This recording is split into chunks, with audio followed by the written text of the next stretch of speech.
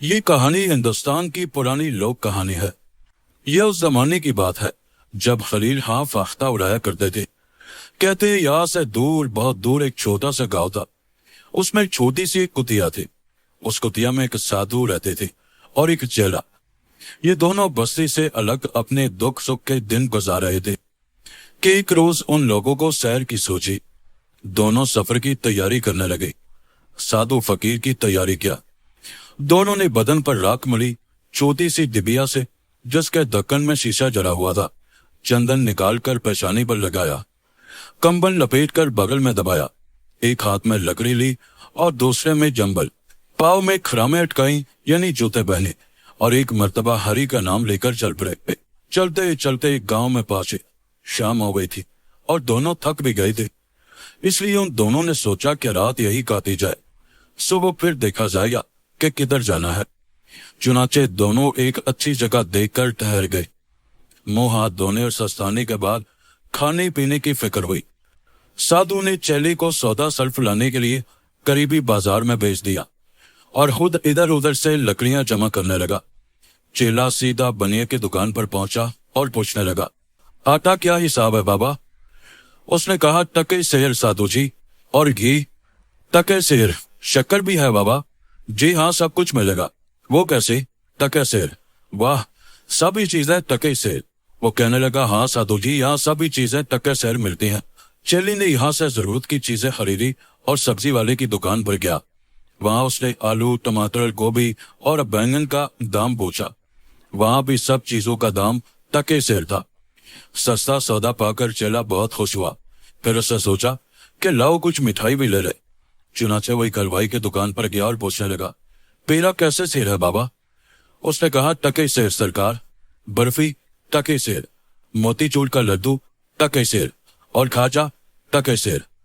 चेला बेहद खुश हुआ कि ये तो बड़ी अच्छी जगह है। यहाँ टके सेर भाजी और टके सेर खाजा मिलता है। ओफो, इस कदर सस्ता सौदा। फिर उसने कुछ मिठाइयां खरीदी और सब ले दे अपने ठिकाने पर पहुंचा। साधु ने उसको जब बेहद खुश देखा तो वजह पूछी। उसने सौदा दिखाते हुए कहा, गुरु जी, ये जगह बड़ी अच्छी है। यहाँ सभी सौदे टके सेर मिलते हैं। देखिए ना, मैं आटा, घी, भाजी, खाजा सभी टके सेर लाया हूँ। यहाँ जो हम लोग कुछ रोज रहे तो खाने पीने का बड़ा आराम हो। साधु जी परेशानी पर बल देते हुए और कुछ सोच कर बोले, ना बच्चा, ये जगह ठहरने के काबिल नहीं है। जिस नगरी में टके सेर भाजी और टके सेर खाजा मिली वो अंधेर नगरी है। यहाँ ठहरना काल में पड़ना है। खैर, इस वक्त तो रात बितानी है, सुबह सवेरे ही चल पड़ना चाहिए। ये बातें चेले के दिल में न जमी। वो दिल ही दिल में कुछ और मंसूबे बांधने लगा। फिर दोनों खाना पकाने में लग गए और खा पकाकर सो रहे। सुबह तड़के साधु की आंख खुल गई। उसने चेले को उठाया और चलने के लिए तैयार हो गया। मगर चेले का दिल तो इस बस्ती में बस गया था। वो जाने के लिए तैयार न हुआ। गुरु ने बहुत समझाया मगर चेले ने सब सुनी अनसुनी कर दी। आखिर हार मानकर गुरु ने कहा, अच्छा बच्चा, जब तू नहीं जाता तो रह, मगर याद रख ये अंधेर नगरी है, तो यहाँ सुख न पाएगा। आरे वक्त में हमें याद करना। और वो एक तरफ को चल पड़ा। दिन गुजरे, हफ्ते गुजरे, महीने गुजरे, पूरा एक बरस गुजर गया और दूसरा बरस आया। चेला घी, दूध, मेवा, मिठाई खा खाकर खूब मोटा ताजा हो गया। बरसात का मौसम था। एक रात पानी जरा चम के हुआ, ऐसा कि एक शख्स के मकान की दीवार दम से जमीन पर आती रही, जिससे उसके पड़ोसी की एक बकरी दबकर मर गई। पड़ोसी को बकरी के मरने का बहुत अफसोस हुआ। उसने फौरन राजा के दरबार में पहुंचकर दुहाई दी और राजा ने मकान के मालिक को बुलवाया और फैसला सुना दिया कि चूंकि तुम्हारी दीवार के गिरने से तुम्हारी पड़ोसी की बकरी मर गई है, इसलिए तुम्हें खून का बदला फांसी की सजा दी जाती है। मालिक मकान ये सुनकर हाथ जोड़कर खड़ा हो गया और कहने लगा, हुजूर, इसमें मेरी क्या गलती है? असल गलती तो राजमिस्त्री की है। वो ना दीवार कमजोर बनाता ना दीवार गिरती। राजा ने मालिक मकान का ये उज़र सुनकर उसको छोड़ देने और राजमिस्त्री को गिरफ्तार करने का हुक्म दिया। हुक्म की देर थी कि मिस्त्री की गिरफ्तारी हुई। बुढ़ा राजमिस्त्री बिल्कुल सफेद, जिसकी पलकें और बमें तक पकी हुई थी, ना मुंह में दांत ना पेट में आंत। एक खाट पर लादा लाया गया। राजा ने उसको देखते ही फैसला सुना दिया। चूंकि कई साल हुए तुमने एक शख्स का मकान बनाया था जिसकी दीवार के गिरने से एक शख्स की बकरी मर गई, इसलिए तुम्हें खून का बदला फांसी की सजा दी जाती है। आखिर तुमने इतनी कमजोर दीवार क्यों बनाई जो इतनी जल्दी गिर गई? मिस्त्री बेचारे में बोलने की ताकत न थी। बड़ी मुश्किल से इतना बोल सका कि हजूर जो सच पूछिए तो इसमें मसाले बनाने वाले की गलती है। उसने ऐसा खराब मसाला दिया कि ईंट को खूब नहीं पकड़ सका। राजा की समझ में ये बात आ गई। उसने फिर खड़े होकर कहा, बूढ़ी का कहना बिल्कुल ठीक है, ये रिहा किया जाता है। इसके बदले में मसाला बनाने वाले को हाजिर किया जाए। मसाला बनाने वाला मर चुका था। सिपाहियों ने आकर राजा से कहा, हजूर वो तो मर चुका है। इसे सुनते ही राजा कड़क कर बोला, तुम लोग किस कदर बेवकूफ हो। एक मसाले वाला मरा है या मेरे राज के सारे चूना सुर्खी बेचने वाले उठ गए?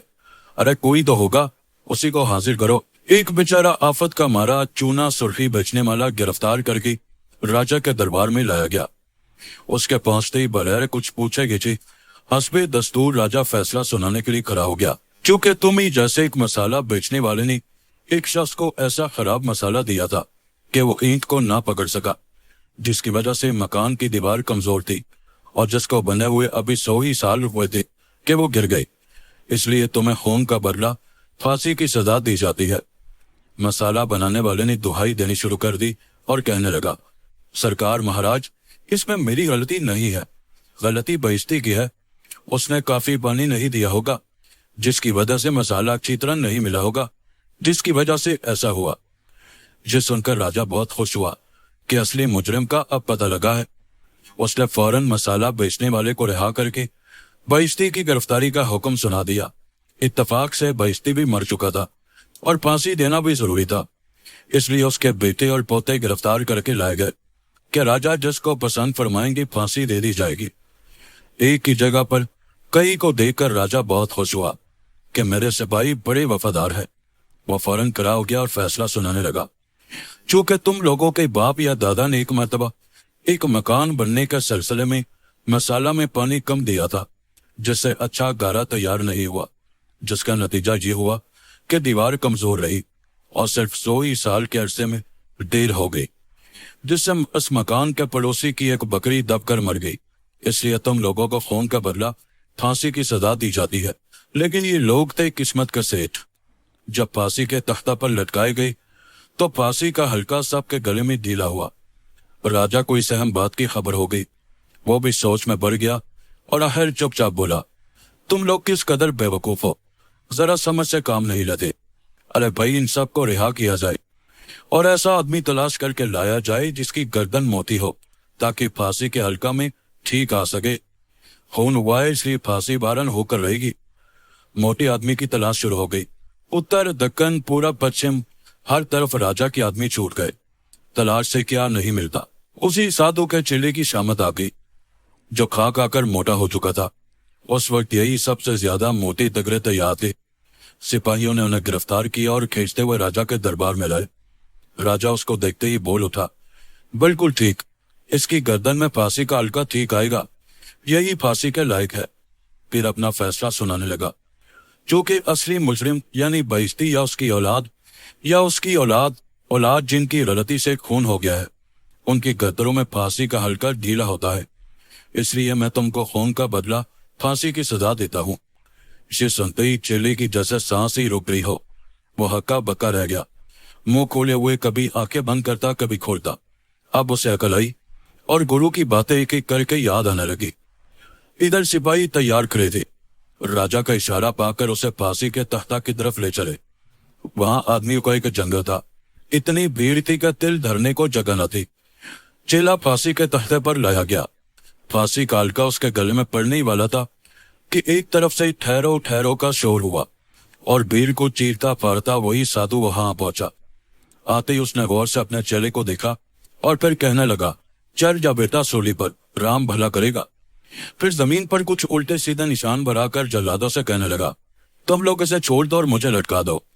चेले ने देखा कि मेरे बचाने के लिए गुरु अपनी जान दे रहे हैं, इसलिए वो बोला, अरे नहीं नहीं गुरुजी, ऐसा नहीं हो सकता, मुझे ही फांसी देने दो। अब गुरु और चेला में खींचातानी शुरू हो गई। गुरु कहने लगे कि मुझे फांसी दो और चेला कहे कि मुझे फांसी दो। जल्लाद और सिपाही बड़ी घबराई कि किसको मारे और किसको बचाई। आखिर कुछ समझ में नहीं आया। तब दौड़े हुए राजा के पास गए। राजा ये सुनकर बोला, अरे तुम लोग किस कदर बेवकूफ हो, ये कौन सी ऐसी बड़ी बात है। जब मरने के लिए दोनों ही तैयार है तो दोनों को फांसी दे दो। जब सिपाही चलने लगे तो बोला, अच्छा ठहरो, मैं खुद चलता हूँ। राजा ने जब अपनी आंखों से यह माजरा देखा तो उसको फिक्र हुई कि आखिर बात क्या है। ये दो के दो दोनों अपनी जानें देने के लिए मर रहे हैं। चुनाचे उसने साधु को अपने पास बुलाया और अलग ले जाकर उसकी वजह पूछी। साधु ने कहा, महाराज ये बात बताने की नहीं है, मगर आपसे क्या छुपाना। हमको अपनी बुद्धि से मालूम हुआ है कि यह घड़ी ऐसी शुभ घड़ी है कि जो कोई इस घड़ी फांसी पाएगा वो सीधा स्वर्ग में जाएगा। इसीलिए मैं चाहता हूं कि फांसी पर लटक मैं स्वर्ग में पहुंच जाऊं। ये सुनते ही राजा बोल उठा, हरगिज नहीं, कभी नहीं, ऐसा नहीं हो सकता। और फिर जल्लादों सिपाहियों से कहने लगा, इन दोनों को धक्के देकर बाहर निकाल दो और इनकी जगह मुझे फांसी पर लटका दो। मेरे सिवा स्वर्ग में कौन जा सकता है, फौरन मुझे फांसी पर लटका दो। राजा का हुक्म सर अकबर, किसकी हिम्मत थी कि टालता, और फिर श्री महाराज को फांसी पर लटका दिया गया। उधर गुरु और चेला जान बचाकर दुम दबाकर वहां से भागे।